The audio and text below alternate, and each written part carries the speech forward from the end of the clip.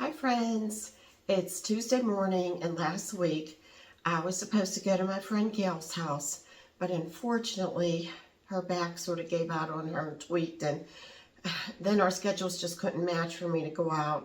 But she had her home all decorated for fall, and then it happened at the end, her back. So please keep Gail in your prayers. But her daughter Katie came to the rescue, and she videoed, and we're hoping it's all going to jive and come out okay. Might be a tiny bit blurry, but let's keep our fingers crossed and it isn't.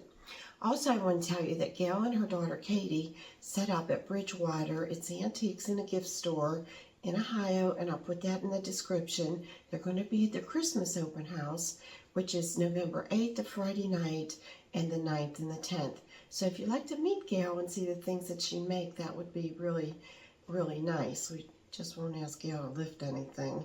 Anyhow, I'm sorry I missed that, and maybe we're hoping for Christmas because, you know, us that love primitives and antiques, we're always moving things around and our collections around. We say we shop from our own homes. We really do. We just put some things in cupboards, bring them back out. It's so fun. It really is fun. It's just a pastime that we just, you know how it is, that we just love to do. So anyhow, I hope you really enjoy the video. She has dates on the walls, and that is when they looked into the history of the house, and it started out as an 1817 log cabin, and then one part of the house was added on, and as Gail researched it and found out, she made signs with the dates on. So you'll know that room by the date it was added on at that time.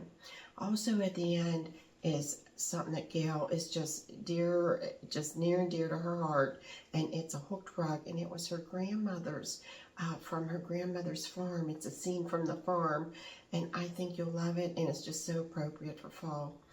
I really want to tell you how much I really appreciate you being here, all your wonderful comments. A couple people asked us, do you ever get nasty comments? And sometimes we do, but we have a moderator and they take them off. You know, we like everything to be pleasant and nice, and I'm not going to worry how somebody's hair looked, or they thought something was too much or out of place or the wrong color. You know, this is going to be a very safe channel, positive channel that you can come to. So thanks so much for being here. Please keep your comments coming. If you like what you see, press the like button, and we really appreciate when you share our videos and that you subscribe and ask others to subscribe. It really is fun watching us, our little tiny corner of the world, grow. So thanks so much for being here, and enjoy your day, friends.